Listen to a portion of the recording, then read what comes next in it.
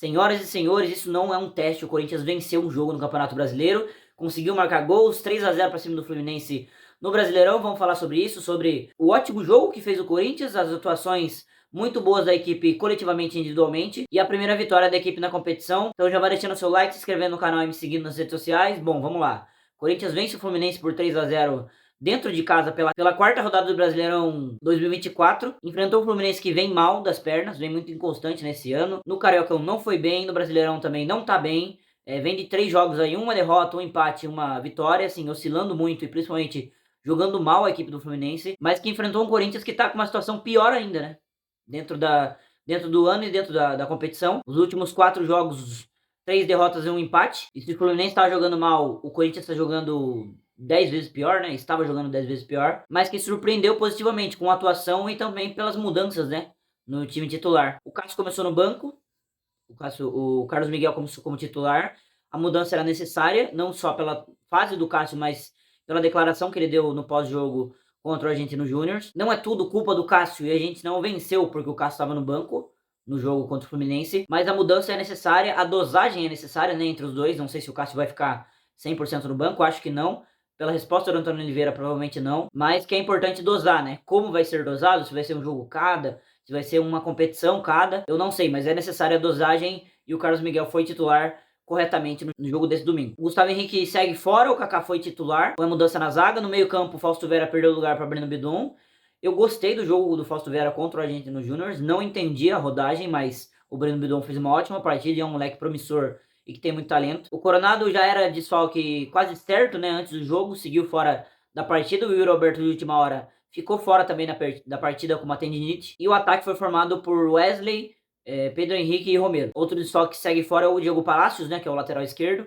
No meio do mês que vem, né, no meio de maio, provavelmente ele volte e ele tem que voltar mesmo, porque a gente tá precisando de lateral esquerdo. Bom, sobre o jogo, logo no começo do jogo, o Pedro Henrique sentiu, né, ele já entrou com uma proteção na coxa e sentiu a coxa. O Gustavo Mosquito foi chamado e entrou em campo, né, ele optou por manter 2 pontas e o Romero centralizado, né, poderia pôr o Pedro Raul e deslocar o Romero, mas ele optou pelo Gustavo Silva. O Corinthians se mostrou bem na partida, muito bem na partida, principalmente pela parte de organização, né? Tava muito bem compacto defensivamente e sabendo o que queria fazer com a bola. E no fim do primeiro tempo, o Corinthians desabrochou no jogo, né? Com chances claras criadas. O Félix Torres acertou uma bola na trave, né? De cabeça, depois do escanteio. Logo na sequência, o Gustavo Silva roubou a bola do Cano. O Wesley pegou, cortou pro meio, bateu cruzado, um lindo gol do Wesley de fora da área para fazer 1-0 e para tirar toda a zica do Corinthians dentro do campeonato e do jogo, né? De fazer o primeiro gol no campeonato e quem sabe se encaminhar para uma vitória, né? Então foi um gol de alívio do Wesley, um belo gol, o primeiro gol, e na sequência ele faz uma pintura, né? Pintura fez o Wesley dentro da Neoquímica Arena. Os 2-0, assim, impressionante. O Hugo rouba a bola, toca a bola nele e ele vai pra cima, numa marcação dobrada, né, do Lima e do Manuel. Ele passa no meio dos dois, o Manuel fica no chão e dá o toque final, né, fingindo que vai chutar e corta. O Felipe Melo passa lotado, logo ele, né, o Felipe Melo, que o torcedor corintiano tem tanto carinho, né, para não ser tão ofensivo aqui, né, mas justamente contra o Felipe Melo, ele limpa o Felipe Melo, que passa lotado e faz o gol na frente do Fábio. 2-0 e assim, Sacramento, resultado justo do Corinthians no primeiro tempo, né, justo do que o Fluminense fez, do que o Corinthians fez dentro do primeiro tempo. E sobre o gol, assim, que coisa linda, né? O Wesley é o único jogador desse elenco que tem essa capacidade, que tem esse talento, é muito jovem, né? Pelo gol que fez e pelo que vem fazendo dentro do Corinthians. Eu me pergunto se esse não é o gol mais bonito da Neoquímica Arena. Se não é, tá top 5, top 3, vai de gosto, mas é um dos gols mais bonitos que eu já vi o Corinthians fazer dentro da Neoquímica Arena desde a sua estreia em 2014. Faz 2-0, vai pro intervalo muito confortável, né? Sabendo que o seu estilo de jogo estava dando certo. E a dúvida era no segundo tempo, né? O Fluminense ia ter mais a bola, ia partir mais para cima, mas logo aos 2 minutos o Kaká faz o 3-0 de cabeça, que aí praticamente mata o jogo, né? Porque tudo que o Diniz planejou no intervalo caiu por terra com um gol tomado aos 2 minutos, né? Um 3-0 que era praticamente irreversível pro lado do Fluminense. O resto do jogo foi muito bem controlado pelo Corinthians. Tivemos as entradas de Matheus Bidu, que entrou bem no lugar do Hugo. O Paulinho entrou no lugar do Ranieri, que fez uma partida desgastante, né? E tá muito desgastante, né? O Ranieri é um dos caras que mais tem minutos dentro do Corinthians. E o Mateuzinho entrou no lugar do Mosquito, fez uma dobra, né? E até interessante, uma coisa nova que o Antônio fez, de dobrar Fagner e Matheus, né? Pelo lado. Até também por precisar de mais marcação. E o segundo tempo foi também dominado pelo Corinthians, né? Com menos intensidade, porque o placar já estava feito. Mas teve bola na trave do Fagner, teve chance criada pelo Romero, pelo Mosquito, pelo Wesley. Poderia ter saído com um placar até maior dentro da partida, mas é um 3-0 que tira uma zica do Corinthians que, assim, é impressionante, né? E a atuação também, somada com o resultado, pode ser talvez uma mudança de chave para a equipe dentro de 2024, né? Não só do Brasileirão. Eu geralmente faço piores e melhores em campo. Eu acho que para esse jogo, acho injusto fazer piores, porque acho que em atuação individual todo mundo foi bem. Alguns caras que foram abaixo do que eu espero, né? Como o Fagner, por exemplo, vencendo todos os jogos. O Hugo também. O Garro, para mim, não fez uma partida boa. Longe de crise, tá? Tem que questionar a titularidade. Não, eu só acho que o Garro pode entregar mais.